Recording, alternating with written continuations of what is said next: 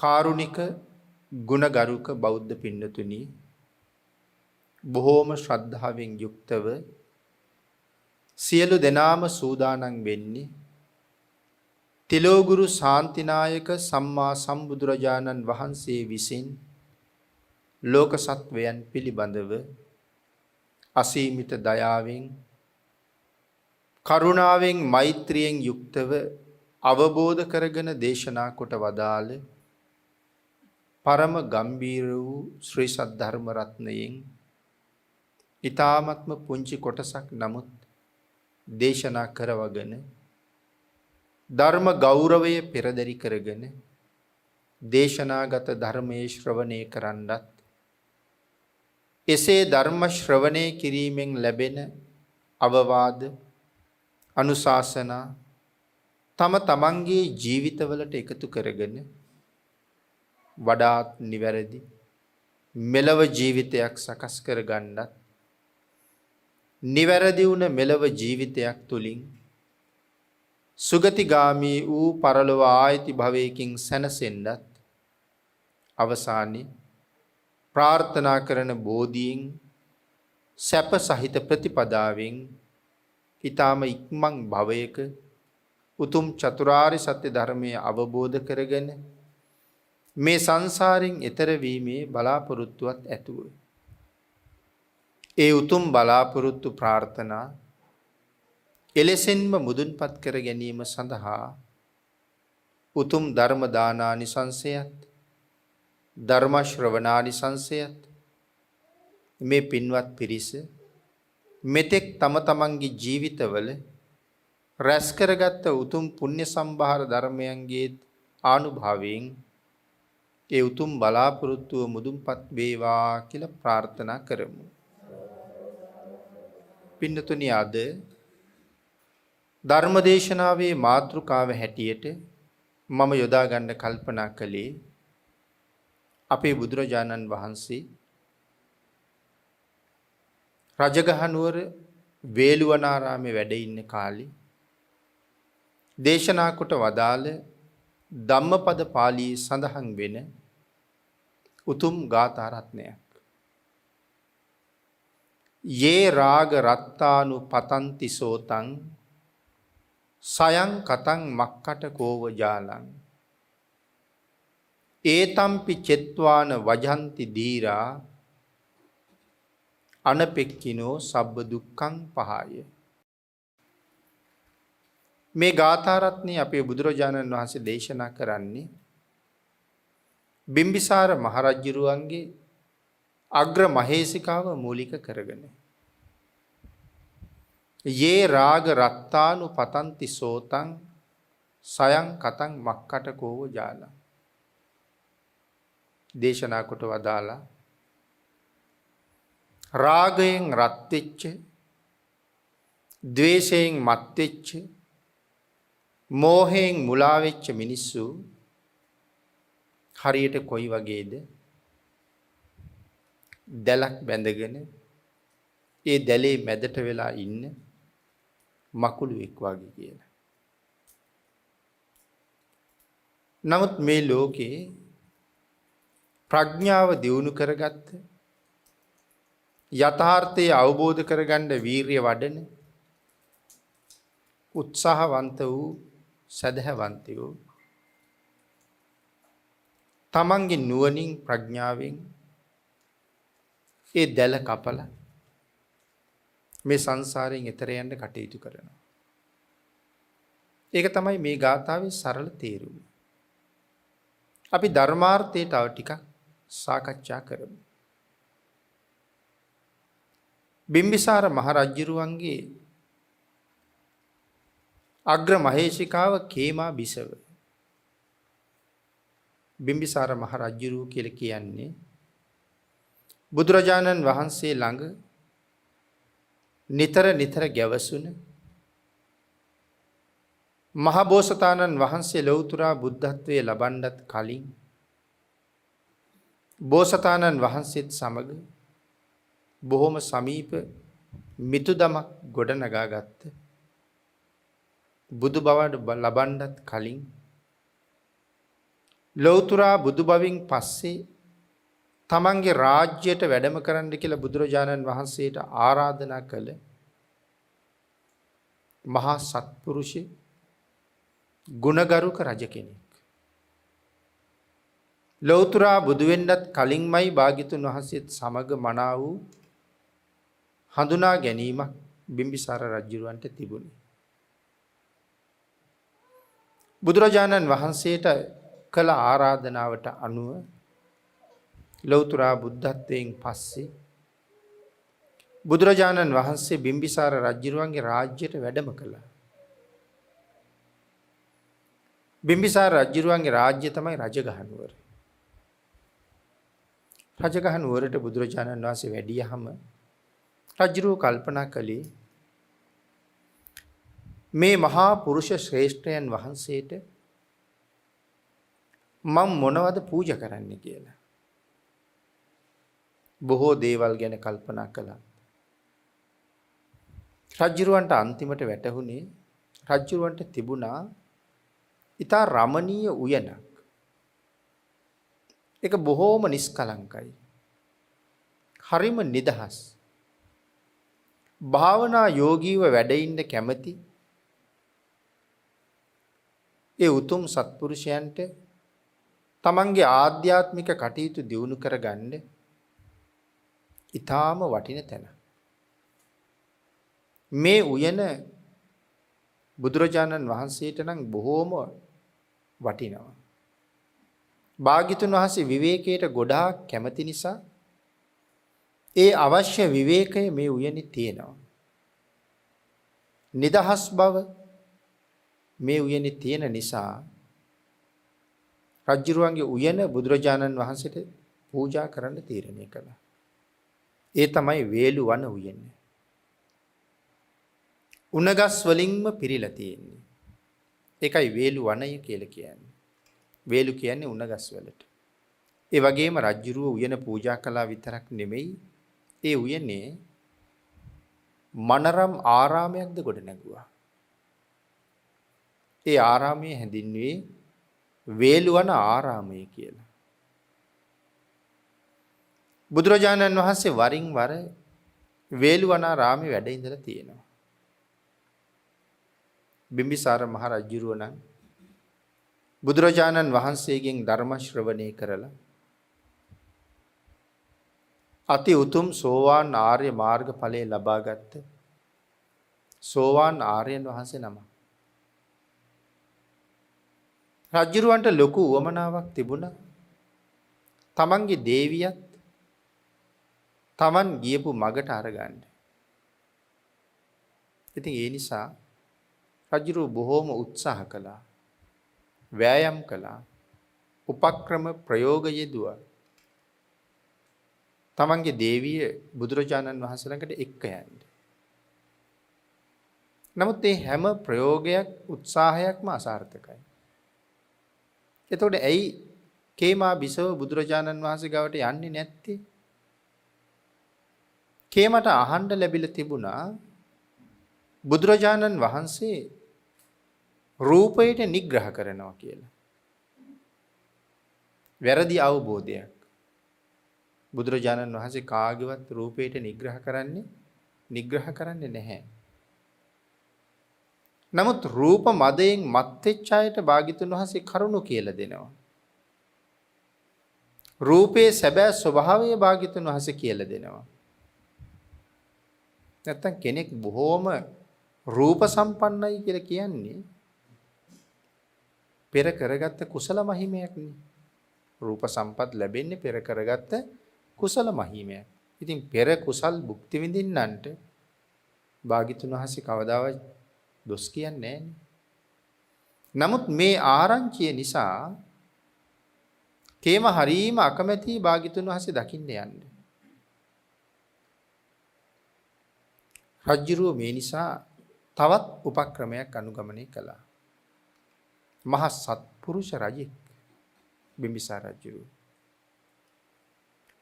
තමන් සතර අපායෙන් නිදහස් වෙලා තමන්ගේ පාඩුවේ ඉන්න එක නෙමෙයි රජුරුවන්ගේ සිරිත. මම යම් මගක ගියාද? මම යම් සැනසීමක් ලැබුවද? ජීවිතේ සෙවණැල්ල වගේ ළඟින් ඉන්න තමන්ගේ බිරිඳ ඒ උතුම් සැනසීම කරා එක්ක යන්න ඕනේ. ඒක බොහෝ දෙනෙක් ළඟ නැති හැම දිනෙකටම ආදර්ශයක් ලබා ගන්න පුළුවන් ශ්‍රේෂ්ඨ ගුණයක්. රජුරෝ ඒ නිසා උත්සාහය අත්හරින්නේ නැතුව බොහෝම ලස්සනට පරිසරය වර්ණනා කරන්න පුළුවන් අය කැඳවලා වේලුවන උයන පිළිබඳව වර්ණනා අන්තර්ගත ගීත රචනා කෙරෙව්වා. රාජමාලිගාවට ඇහෙන මානේ තැන් තැන්වල බොහොම දක්ෂ විදිහට ගායනා කරන්න පුළුවන් අය කැඳවලා මේ ගීත ගායනා කෙරෙව්වා. කේමා බිසවට දවස පුරාම මේ අපූරු උයනක වැනුමක් ඇහෙනවා. ඉතින් ඒක දවසක් කේමා තමන්ගේ සේවිකාවන්ගෙන් අහනවා මේ තරම් අලංකාරවත්ව වර්ණනා කරන මේ උයන කොහෙ තියෙන එකක්ද මොකක්ද කියලා. එතකොට සේවිකාව කියනවා ආර්යාවෙනි මේ වෙන කොහෙවත් තියෙන අමුතු උයනක් ගැන නෙමෙයි වර්ණනා කරන්නේ. මේ ඔබතුමියගේම උයන අපේ වේලුවන උයන ගැනයි මේ වර්ණනා කරන්නේ. කේම කල්පනා කළා මං වේලුවනේට නොගිය කෙනෙක් නෙමෙයි. භාග්‍යතුන් වහන්සේ වඩින්න කලින් ඕන තරම් වේලුවනේට ගියා. නමුත් එදාට වඩා අද වේලුවනේ බොහොම ලස්සනයි වගේ. ඒ වෙලාවේ අදහසක් ඇති වුණා ඒ සුන්දර උයන බලන්න යන්න ඕනේ කියලා. තමන්ගේ සේවිකාවොත් අඬ ගහගෙන මහ රජුරවන්ටත් කියලා ඇය පිටත් වුණා වේලුවනේ බලන්න යන්න. රජුරුවන්ගේ උපාය සාර්ථකයි. බුදුරජාණන් වහන්සේ දන්නවා කේමාවාද එන බව. බුදුරජාණන් වහන්සේත් රැස් වෙලා හිටපු පිරිසට ධර්ම දේශනාව පටන් ගත්තා.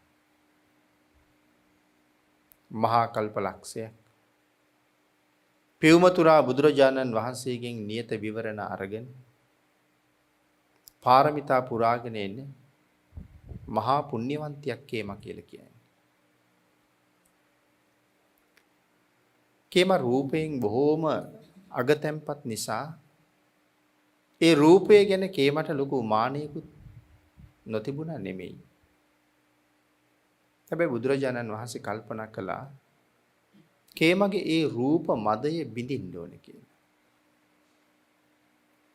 කේමාව වේළුවනාරාමේ ප්‍රධාන දොරටුව ළඟට එනකොට උද්‍යාන දොරටුවට එනකොට භාග්‍යතුන් වහන්සේ හොඳට පේනවා කේමට.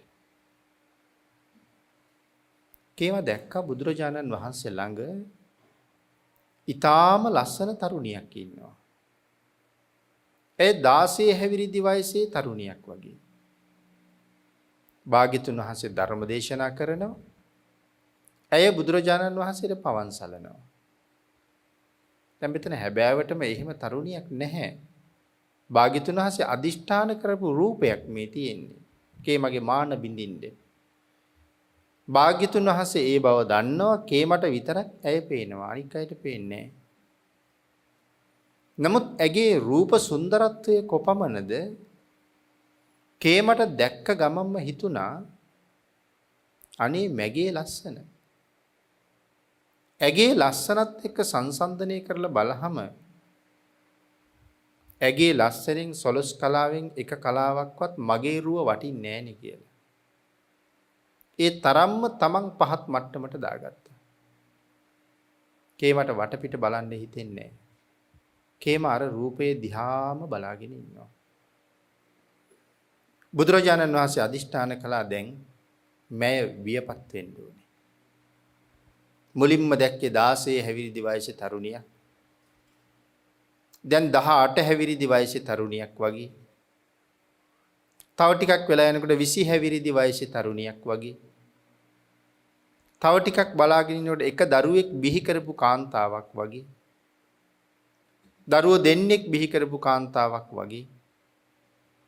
අවුරුදු 40ක විතර පෙනුමක් තියෙන කාන්තාවක් වගේ. දැන් ඇගේ රූපය ක්‍රමක්‍රමයෙන් වෙනස් වෙවි යනවා. කේම තාමත් බලාගෙන ඉන්නවා. එහෙම වෙනස් වෙලා දැන් අවුරුදු 60ක් විතර වයස කාන්තාවක්. දැන් නම් කොන්ද ඉස්සරහට නැමිලා, කෙස් පැහිලා, දත් හැලිලා, ඇඟරැලි වැටිලා බොහොම අමාරුවෙන් හිටගෙන ඉන්න කෙනෙක්. තව වයෝවෘද්ධ බවට පත් වුණා. ඇයට දැන් හිටගෙන ඉන්න අමාරුයි. ඇය බිම වැටිලා. තව ටිකක් වෙලා කේම බලාගෙන ඉන්නකොට ඇය මරණයටපත් වුණා. එතනින් එහාට නවසීවතිකයම පෙන්නනවා. මරණයටපත් වෙලා එක දවසක් ගියපු මල සිරුර. දවස් දෙකක් ගිහිල්ලා ඉදිමිච්ච මල සිරුර. දවස් 3ක් විතර ගත වෙලා නිල් වෙලා පුපුරලා තියෙන මල සිරුර. දවස් 4ක් විතර යනකොට හැම පැත්තෙම පුපුරලා ඕජාව වැగిරෙන සිරුර. කැලෙන් එළියට ආපු හිවල්ලු ආදි සත්තු ඇද කෑලි කඩ කන සිරුර. මේ විදිහට නවසීවතිකයම පෙන්වුවා. ටික දවසක් යනකොට මස් මොකවත් නැහැ. ඇටකෝටු ටික තැන විසිරිලා තියෙනවා. දැන් කේමට ජීවිතයේ යථාර්ථය දැන් හොඳට වැටහෙනවා. බුදුරජාණන් වහන්සේ දන්නවා. කේමට තිබුණ රූප මදය දැන් පහ වෙලා ගිහිල්ලා තියෙන්නේ. ඒ රූපේ નિසරු බව, රූපේ අනිත්‍ය බව දැන් මනාව තේරුම් අරගෙන තියෙන්නේ. ඒ වෙලාවේ අපේ බුදුරජාණන් වහන්සේ කේමට කතා කළා.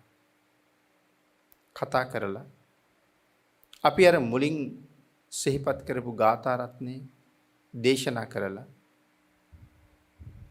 මේ කයේ තියෙන අනිත්‍ය බව, નિසරු බව පැහැදිලි කරලා කේමට ධර්ම දේශනාවක් කළා. මොකද්ද මේ කයේ තියෙන નિසරු බව, අනිත්‍ය බව? බුදුරජාණන් වහන්සේ පැහැදිලි කළා. කේමයිනි මේ කය බොහොම උසස්යයි සම්මතව ගත යුතු කයක් නෙමෙයි. මේ කය ඇටකොටු 300කින්, නහරවැල් 900කින් සමන්විත කයක්. ඇටකොටු 300ක් නහරවැල් 900කින් බැඳිලායි තියෙන්නේ. මෙතන පින්නතේ නහරවල් කියලා කියන්නේ බාහිරට අපි පේන්න තියෙන ওই රුධිර නාල වලට නෙමෙයි. පාලියේ මොනවද නහාරු කියලා කියන්නේ? දැන් ඔබට මතක ඇති අර චතුරංග සමන්නාගත වීරිය අදිෂ්ඨාන කරනකොට සඳහන් කරන්නේ මගේ ශරීරයේ ලේත් මසුත් වියලි යතුත් වියලි යෙත්වා ඇටත් නහරත් ඉතුරු වෙත්වා. අපි දන්න නහරවල් ලේ වේලුණාට පස්සේ ඒ නහරවල් වලින් වැඩක් නෑ. පාලියේ නහාරු කියලා සඳහන් කරන්නේ අපි අපේ භාෂාවෙන් ඒවට කියන්නේ කණ්ඩරා කියලා. අපේ ශරීරයේ තියෙන ශක්තිමත් මාංශ පේශි විශේෂයක්. ආන්ගේ මාංශ පේශිත් එක්ක තමයි මේ සංදි ශක්තිමත් වෙලා මේ මාංශයේ ඇටකොටුව තදින් අල්ලගෙන ඉන්නේ.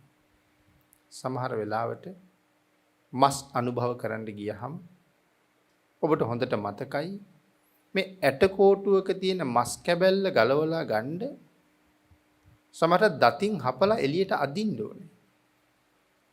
ඒ වුණත් බොහොම අමාරුවෙන් තමයි වෙන් කරගන්නේ. ඒ කණ්ඩරා නිසා තමයි ඒ තරම් තද. මෙතන නහාරු කියලා කියන්නේ ඒවට. එහෙනම් ඇටකොටු 300ක් 900ක් විතර නහරවැල් වලින් බැඳිලා. අස්ථි පංජරේ තියෙනවා.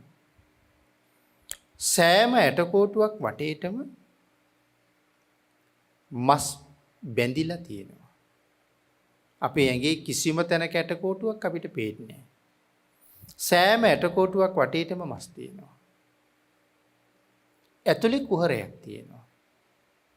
ඒ කුහරය ඇතුලේ තවත් බොහෝ ඉන්ද්‍රියන් තියෙනවා. නමුත් මේ මාංශය විතරක් තියෙන වෙලාවේ අපි මගට බැස්සොත් සමහරලාට උකුස්සෝ කපුටු සුනකයෝ වාගේ සත්තු පැන පැන අපේ මස් කඩාගෙන කන්න පටන් ගන්නවා. ඒ උපද්‍රවේ නැති කිරීම සඳහා සියලු මාංශය වහලා අමු හමක් පොරවලා තියෙනවා.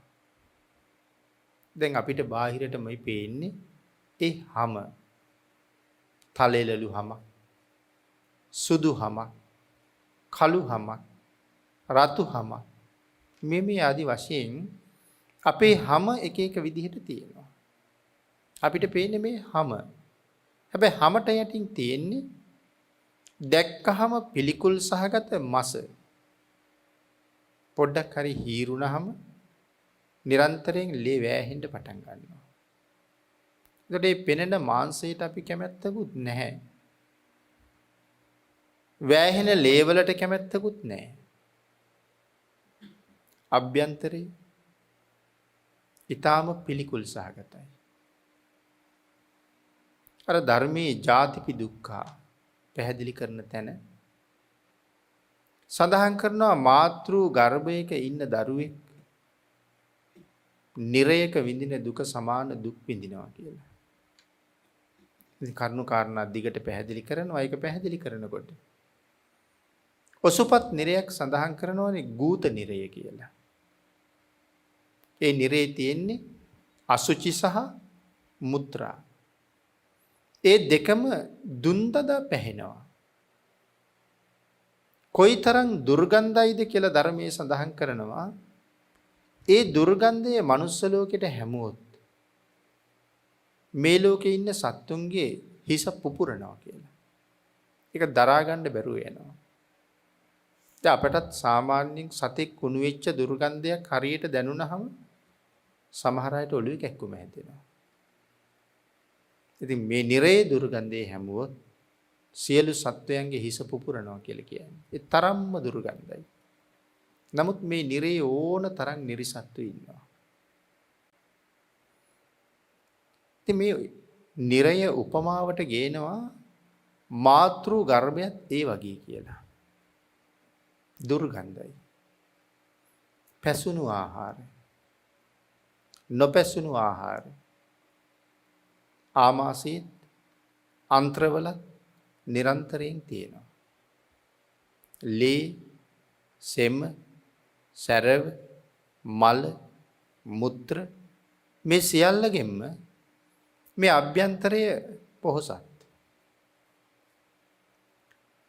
මවගේ නැත්තම් අපි කාගෙත් මහාන්තරයේ අග කෙරවල අඟල් 10ක් විතර ප්‍රමාණය නිරන්තරයෙන් රැස් වෙලා තියෙන ශරීරයෙන් බැහැර කළ යුතු ආහාර කොටස්. එතකොට ඉදිරියෙන් මුත්‍රාශය පිරෙනවා. ගර්භාෂයට පිටිපස්සෙන් තමයි මහාන්තරේ තියෙන්නේ. ගර්භාෂයට ඉස්තරහින් මුත්‍රාශය තියෙනවා. ඉතින් මේ සියල්ලේම දුර්ගන්ධය මේ අභ්‍යන්තරයේ පිරීලා. එතකොට මේ ගූත නිරේ ඉන්න නිරිසතෙක් වගේ ගර්භාෂය ඇතුලේ ඉන්න කෙනා දුක් විඳිනවා කියලා සඳහන් කරනවා. ලෝකාන්තරික මහනිරේ වගේ අන්ධකාරී ජීවත් වෙනවා.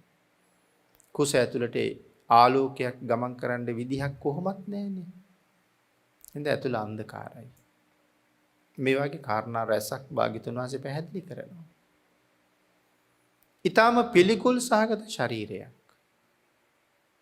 දැන් සාමාන්‍යයෙන් බාහිරව කෙනෙකුගේ අතකින් උනත් අල්ලගන්න අකමැත්තක් අපේ නැති වුණාට හැබැයි අපි උයලා තියෙන කෑම එකට ඒ අත දාලා ඔහු අනුභව කරනවා දැක්කොත් අපිට ඒ කෑම එක අනුභව කරන්න පිළිකුලක් ඇති වෙනවා.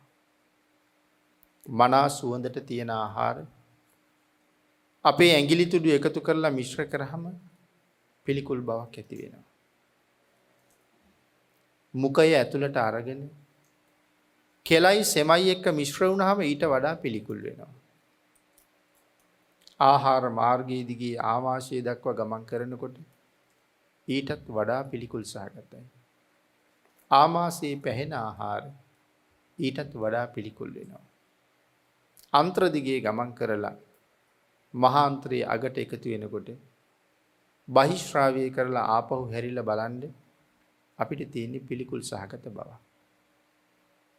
ඉතින් මේ සියල්ලම මේ අභ්‍යන්තරයේ දරාගෙන ඉන්නේ. ඒ නිසා දේශනාවේ තැනක සඳහන් කළා මිනිහෙක් ගමන් කරනවා කියලා කියන්නේ ඇවිදින වැසිකිළියක් සහ ඇවිදින කැසිකිළියක් වගේ කියලා. ඒ මල මුත්‍ර දෙකම ඔසවගෙන තමයි යන තැන අපි යන්නේ. නමුත් ලස්සන රූපයක් තියෙනවා කියලා අහංකාර වෙන්න මාන්නක්කාර වෙන්න දෙයක් කොහෙද තියෙන්නේ? අභ්‍යන්තරය ගැන හරියට හිතුවනම් ඒ මානෙ එන්නේත් නැහැ. රාගය නැති කරගන්නත් ඒක හොඳම උපක්‍රමයක්. අසුබ භාවනාව රාග ගින්න නිමණ්ඩ තියෙන හොඳම ක්‍රමය කියලා භාග්‍යතුන් වහන්සේ දේශනා කළේ. මාගන්ධියත් ඒ වගේම ලස්සන රූපයක් තිබුණ කෙනෙක් නේ. ඉතින් මාගන්ධියා බුදුරජාණන් වහන්සේට ළඟට එක් කරගෙන ඇවිල්ලා මාගන්ධියගේ දෙමව්පියෝ කියනවා ස්වාමී විවාහ කරගන්න කියලා. මගේ දුවට ගැළපෙන ස්වාමියෙක් මේ දඹදිව නෑ. ඒ තරම් ඇය ලස්සනයි.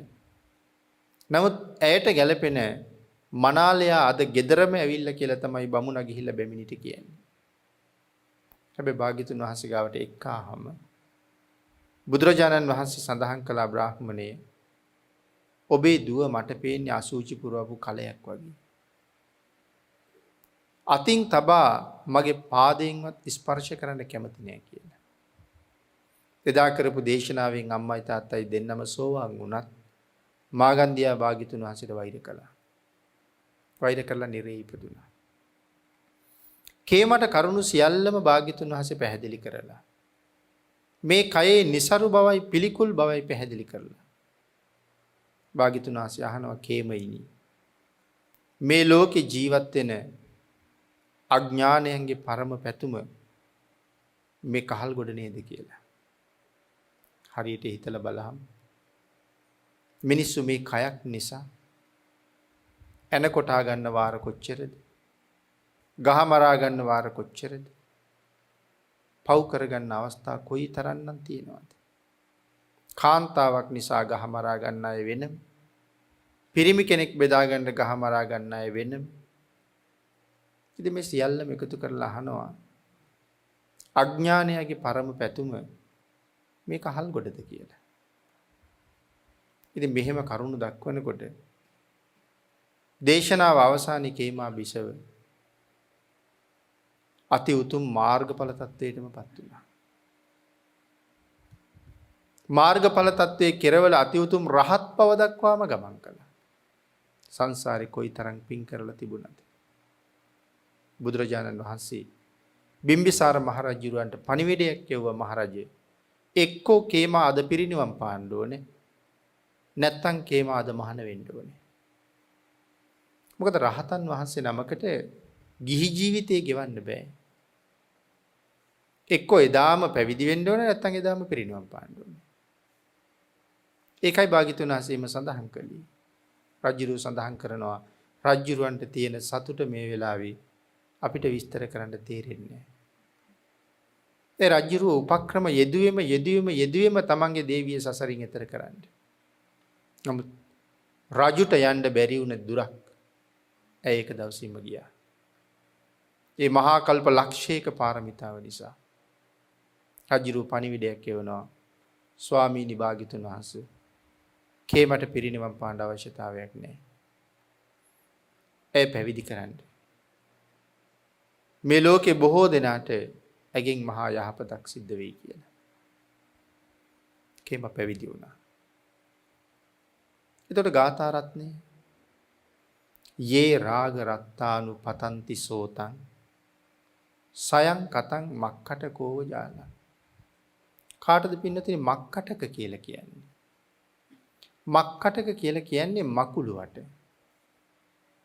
දැන් භාග්‍යතුන් වහන්සේ සඳහන් කරන්නේ රාගයෙන් රත් වෙච්ච මිනිස්සු මේ ලෝකේ අතරමං වෙනවා. කලයුත්ත පසෙකලා නොකලයුත්ත තැන නතර වෙලා අන්තිමේ අන්ත අසරණ වෙලා සතර අපායේ වැටිලා දුක් විඳිනවා. හරියට කොයි වගේද මකුළුවෙක් වගේ. මකුළුවා අපේ මේ මකුළු දැල් දැකලා තියෙනවා. එළියේ අපි සමහර වෙලාවට දකිනවා මකුළුවෙක් දැලක් වියාගෙන ඒ දැල මැද්දට වෙලා මකුළුවා ඉන්නවා. මකුළුවා හැම වෙලාවෙම ඉන්නේ දැලේ මැද. කිසියම් කෘමි සතෙක් ඇවිල්ලා තමන්ගේ දැලේ පැටලිච්ච ගමම්ම මකුළුවා වහා මෙතෙන්ට යනවා. ගිහිල්ලා අර සතා තව ටිකක් දැඩි කරලා හිර කරලා බඳිනවා. බැඳලා ඒ සතාගේ රසය උරා ගන්නවා. ඊට පස්සේ මකුළුවා ආයෙත් හිටපු තැනටම යනවා. තවත් සතෙක් කොතන හරි බෙදිච්ච ගමම්ම මකුළුවා වේගෙන් එතෙන්ට යනවා. ඒ සතත් හිර කරලා බැඳලා ඒ සතාගේ රසය බීලා මව්පියා මකුළුවා ආපහු කොහාටද යන්නේ? හිටපු තැනටම යනවා. දැන් මකුළු කූඩුවක් බලහම සමහරලාට සත්තු 1000 ගණන් ඒකේ බැඳිලා මැරිලා. කුඩාවට වියාපු නැත්තම් එක නූලෙන් හදපු මකුළු දැල කාලයක් ගිහිල්ලා බලහම නිකන් කුරුළු කූඩුවක් වගේ. සම්පූර්ණ දැල්ම ගොඩක්. ඇයි මේ බැඳිච්ච සත්තු ඔතන්ඩ ගිහිල්ලම මේක ලොකු වෙලා. නමුත් මකුළුවා තාමත් දැලී ඉන්නවා. ඒ මකුළුවාට ඒ දල අත්හැරලා යන්න බෑ. ඒ දැලට ඒ තරම් බැඳීමක් තියෙනවා. ඒ ආහාර ජාලයක් නිමකුළු දැල කියන්නේ. අන්න ඒ වගේ තමයි මේ ලෝකේ යථාර්ථයේ ජීවිතයේ යථාර්ථයේ තේරුම් අරගත්තේ නැති මිනිසයා. මේ සසර පිළිබඳව හිතන්නේත් නැහැ. නිවන පිළිබඳව හිතන්නේත් නැහැ. සාංශාරික දුක පිළිබඳව කල්පනා කරන්නේත් නැහැ. එදිනෙදා ජීවත් වෙන්න ඔහු රෑ දවල් දෙකේම මහන්සි වෙනවා. තමන්ගේ ජීවිතයට කිසි යහපතක් කරගන්න කල්පනාවක් නැහැ. මනුස්ස ජීවිතයක් කියලා කියන්නේ අවුරුදු කෝටි ප්‍රකෝටි ගණනකින්වත් ලැබෙන්නේ නැති ජීවිතයක්. ඔබට ඔය හම්බ වෙලා තියෙන ජීවිතේ එහෙම එකක්. මට ලැබුණ ජීවිතේ එහෙම එකක්. හිතන්නකෝ ඊටාම කලාතුරකින් ලෝකේ මිල කරන්න බැරි තරම් වටිනා මාණික්‍ය මතුවෙනවා. හැබැයි ඊටාම කලාතුරකින්. ඊටත් වඩා කලාතුරකින් තමයි මනුෂ්‍ය ජීවිතයක් ලැබෙන්නේ. ඒ මාණික්‍ය මිල කරන්න බෑ කියලා කීවට කැබලි කරලා හරි මිල කරයි. නමුත් මනුෂ්‍ය ජීවිතයක් කවදාවත්ම මිල කරන්න බෑ. ඒ තරම් වටිනා සම්පතක් මනුෂ්‍ය ජීවිතයක් කියලා කියන්නේ. හැබැයි අවුරුදු කෝටි ප්‍රකෝටි ගණන් ගියහම තමයි මනුෂ්‍ය ජීවිතයක් හම්බෙන්නේ. එතකොට අපිට දැන් මේ ජීවිතේ ලැබිලා. නමුත් තාම අපි කවුරුවත් මේකේ හරය වටිනාකම තේරුම් අරගෙන නැහැ. මේ ජීවිතේ අපිට හම්බුනේ මොකටද? මේ සංසාරෙන් එතර වෙන්න තව මහ පිම්මක් ඉස්සරහට පනින්න මේ ජීවිතේ අපිට හම්බුනේ.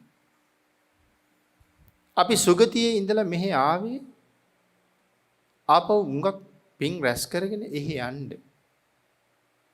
අර පංච පුබ්බ නිමිත්ත සූත්‍රයේ එහෙම හරි අපූර්වවට පැහැදිලි කරනවානේ. දෙවියෝ දිව්‍ය ලෝකෙන් චුත වෙන්න නිමිති පහළ වුණාම දෙව්ලොව දාලා යන්න බෑ කියලා අඬනවා.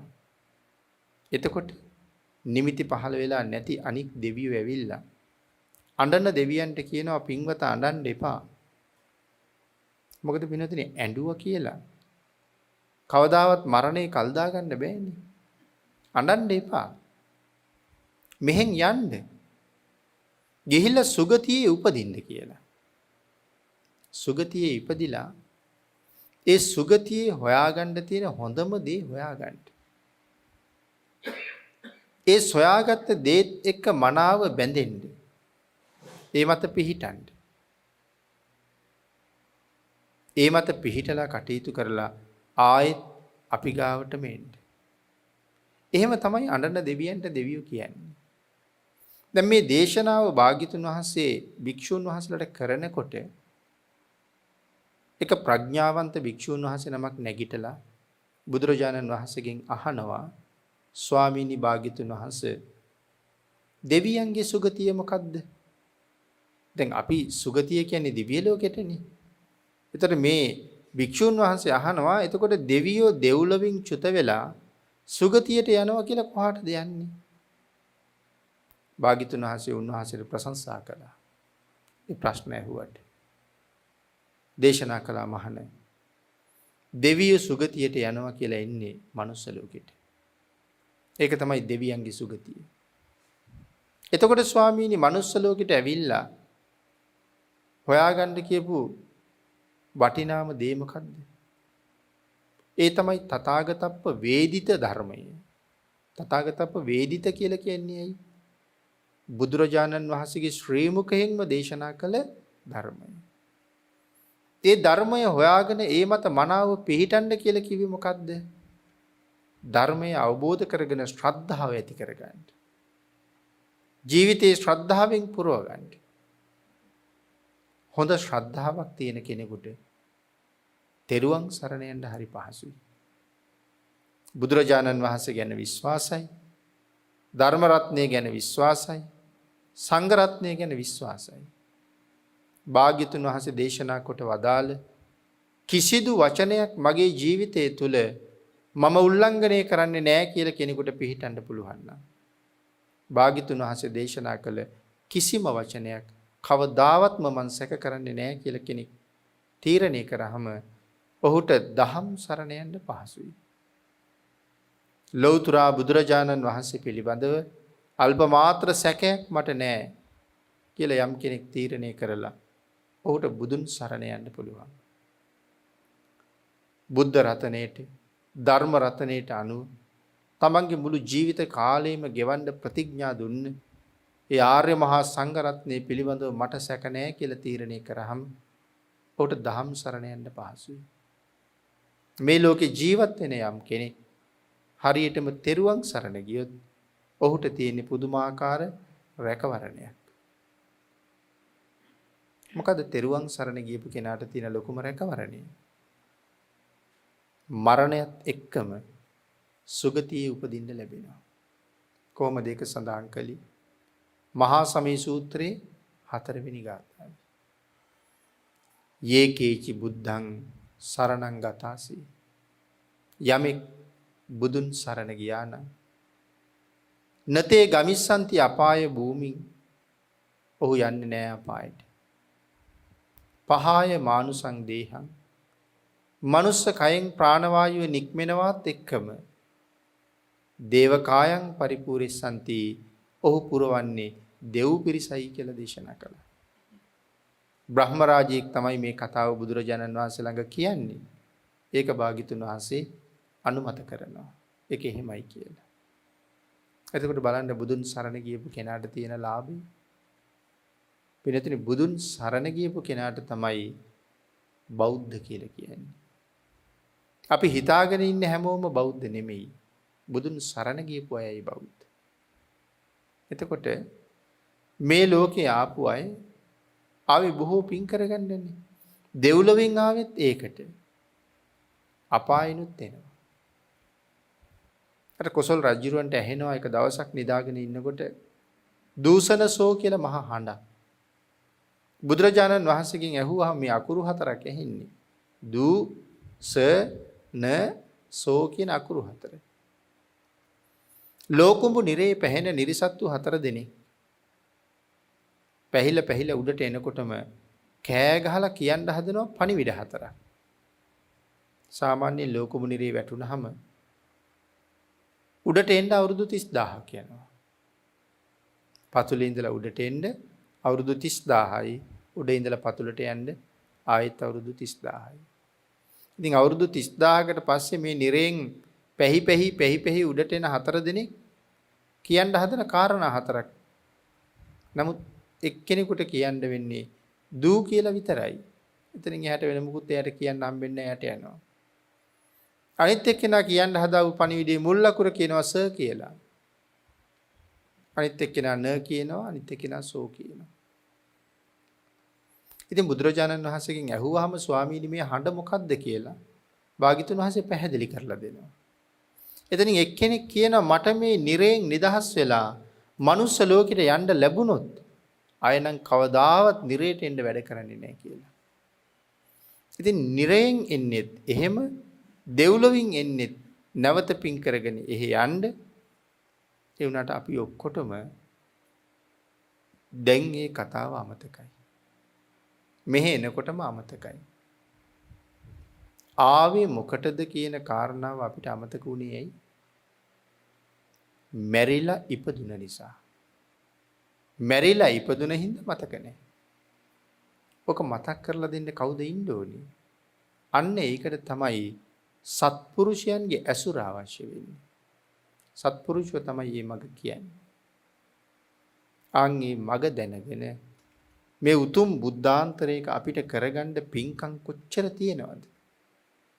මේ ජීවිතයේ සතර අපායෙන් ඈත් කරන්න ක්‍රමවේද කොච්චර තියෙනවද බුද්ධාන්තරයක? බුද්ධාන්තරයක් කියලා කියන්නේ නිරන්තරයෙන් ජීවිතයට පින් ගලන මොහොතක්. බුද්ධාන්තරයක් තියෙන කාලෙක සත්වයාට තමන්ගේ ජීවිතයට පින් උල්පත් දහස් ගණන් තමන් දිහාට හරව ගන්න පුළුවන්. තෙරුවන් සරණ යෑමම පින් ගංගා 3ක් කියලා සඳහන් කළේ. තව තැනක අංගුත්තර නිකායේ භාග්‍යතුන් වහන්සේ දේශනා කළා රෑදවල් ජීවිතයට පින් ගලන ගංගා 8ක් තියෙනවා කියලා. ඒ තෙරුවන් සරණ යෑමයි සිල්පද 5 ආරක්ෂා කිරීමයි. යමෙක් තුනුරුවන් සරණ ගිහිල්ලා පන්සිල් රකින්නවා නම් ඔහුගේ ජීවිතයට රෑදවල් පින් ගලනවා කියලා සඳහන් කළේ. ඉතින් මේ දේවල් තේරුම් අරගෙන සීලයෙන් පෝෂණය වෙලා දානෙන් සම්පූර්ණ වෙලා දස පුණ්‍ය ක්‍රියාව සම්පූර්ණ කරගෙන දස අකුසලයෙන් ඈත් වෙලා දස කුසල කර්මපතේ යෙදිලා කටයුතු කරන්න මේ තරම් වාග්යක් බුද්ධෝත්පාදයක හැර වෙන කොහෙන්ද? නමුත් ඒක අවබෝධ නොකරගත් අය තණ්හාව නිසා රාගය, ද්වේෂය, මෝහය ප්‍රධාන අකුසල ධර්මයන් මුල් කරගත්ත නිසා පිනක් දහමක් කරගන්න කාලයක් ජීවිතයට යොදාගන්නේ නැහැ. කුසල් රැස් කරන්න තියෙන කාලය බොහොම අඩුයි ඒ ජීවිතවලට. අර මකුලුව දැල මැද ඉඳලා සතෙක් පැටළුනහම මෙතෙන්ට යනවා. ඒ සතා භුක්ති විඳලා ආයි මෙතෙන්ට එනවා. අපේ ජීවිත බලන්න. අපි උදේ පාන්දර නැගිටිනවා. පාසල් යන අය පාසල් යනවා. රැකියාවට යන අය රැකියාවට යනවා. ව්‍යාපාර වලට යන අය ව්‍යාපාර වලට යනවා. කුලී වැඩට යන කෙනා කුලී වැඩට යනවා. තවත් නොයේ කටයුතු වලට පිටත් වෙන අය ඒ කටයුතු වලට උදේම පිටත් වෙනවා. පිටත් වෙලා රැයින් රැ වෙලා ගෙදර එනවා. ගෙදර ඇවිල්ලා ඇඟපත හොදගෙන තියෙන එකක් මොනවා හරි අනුභව කරලා සමහරලාට රූප වාහනියක් වාගේ තැනක තව ටිකක් නතර වෙලා ඉඳලා වෙහෙසටත් එක්ක සමහරලාට ඒ ආසනයේ උඩම නිින්ද යනවා. කෙනෙක් පස්සේ කතා කරලා තමයි ඇතුළට ගෙනිහින් තියන්නේ. දරුවෝ වගේ අය ඔසවගෙන ගෙනහිල්ලා ඇඳේ තියලා එන්න ඕනේ. හැබැයි කඩිමුඩියේ උදේ පාන්දර ලැහැත් වෙලා ආයෙත් පිටත් වෙනවා. ඒ කටයුතු ඉවර කරලා පහුවදත් ඒ විදිහටම එනවා. දිගටම දිනචරියාව ඒ විදිහයි. බණක් අහන්න යමු. දානයක් දෙන්න යමු. අද පොයේ සිල් ගන්න යමු. මේ වගේ දෙයකට කෙනෙක් යෝජනාවක් කළොත් බලන්නම් කියලා කියනවා. පුළුවන් වුණොත් එන්නම් කියලා කියනවා. ඒවට එන්න නම් කැමති. ඉතින් කොහෙද අපිට නිමාඩුවක් නැහෙනේ. කොහෙද අපිට විවේකයක් නැහෙනේ. සමහරු කියනවා ළමයින්ගේ වැඩ. සමහරු කියනවා රැකියාවේ වැඩ. මේ වගේ නොයේක් හේතු දක්වනවා. ජීවත් වෙන්නේ අවුරුදු 60ක් 70ක් මේ කාලේ උපරිමයට ජීවත් වුණා. හිතලා බලන්න අපිට කවද්ද ওই නිමාඩුව හම්බ වෙන්නේ කියලා. කවද්ද විවේකය හම්බ වෙන්නේ කියලා. එහෙම අය විවේක ගන්න නිමාඩු ගන්න හිතාගෙන ඇත්තේ සතර අපායට ගියාට පස්සේ. හැබැයි එහි විවේකයක් නැහැ. අතරක් හිඩැසක් නැහැ. අවුරුදු කෝටි ප්‍රකෝටි ගණන් එක දිගට දුක් විඳින්නයි තියෙන්නේ. ආන් ඒ නිසා මේ තරම් ශ්‍රේෂ්ඨ වටිනා ජීවිතයක් ලැබිලා තියෙන වෙලාවේ අති උත්තරීතර වූ බුද්ධාන්තරයේ පවතින කාලේ ජීවිතයට සරණක් වෙන්න තියෙන කාලේ තමන්ට තමන් වෙනුවෙන් යුතුයකම සම්පූර්ණ කරගන්න තියෙන වෙලාවේ ඒ ටික මග ඇර ගන්න පුජ්‍යලයා අල දැලට බැඳුන මකුළුවා හා සමානයි. ඇයි මිනිස්සුන්ට මේ වෙලාව නැත්තේ? තණ්හාව නිසා. ඒතම්පි චෙත්වාන වජන්ති දීරා නමුත් නුවණැත්තා ආන් ඊ තෘෂ්ණාවේ දැල කපලා අනපික්කිනෝ සබ්බ දුක්ඛං පහය සියලු දුක් නැති කරන තැනට ගමන් කරනවා. කේමාවත් කලින් එහෙම තැනක පැටලිලා හිර වෙලා හිටියා. නමුත් භාග්‍යතුන් වහන්සේගේ මඟ පෙන්වීමත් එක්ක කේම නතර වුණේ සංසාරේ තරණය කරලා ඉවර කරලයි. නුවණැත්තගේ ස්වභාවය එහෙමයි. ඒ නිසා පින්නතුනි ඔබත් වහවහ උත්සාහ කරන්න. නුවණ මෙහෙයවන්න. ඇහි පිල්ලම් ගහන කාලයත් මරණයට ඇති. දවල්ට ආහාර ගත්ත කෙනා රැට ආහාර ගන්නකම් ජීවත් වෙනවා කියලා මේ ලෝකේ කාටද ස්ථිර ප්‍රතිඥාවක් දෙන්න පුළුවන්? රැට කාලා නිදාගත්ත කෙනා උදේ නැගිටිනවා කියලා කවුද ස්ථිරව කියන්නේ? ඒ තරම් අස්ථිර නම් ජීවිතේ හැම වෙලාවෙම කතා කරලා අහන්න. ඔබ යන්න තියෙන මගට සූදානම්ද? ඔබ ගාව හොඳට මග වියදම් තියෙනවද කියලා? ඒ මග වියදම් නැතුව මගට බැහැලා සතර පාය අතරමං වෙනවා මිසක් සුගතියක් හොයාගෙන යන්න බැරුව යනවා. මේ ලෝකේ හම්බ කරපු ධනෙ මෙහෙ දාලා යන දේවල් තියෙනවා. මරණ මංචකේ කවුරුවත් නැහැ. දරුවන්ට බෑ මුකුත් කරන්න. ධනෙට බෑ මුකුත් කරන්න. මම මරණ මංචකේ අසරණ වෙලා ඉන්න වෙලාවේ හම්බ කරපු සල්ලි ලාච්චුවේ බැංකුවේ තියෙනවා. වාහන ටික හිටවපු තැන තියෙනවා. දරුවෝ අසරණ වෙලා බලාගෙන ඉන්නවා. මම මරණයත් එක්ක පොරවදනවා. කවුද මට මුකුත් කරන්නේ? කරගත්තා නම් කුසලයක්. ආන් ඒ ටික යනකොට මගෙත් එක්ක එනවා.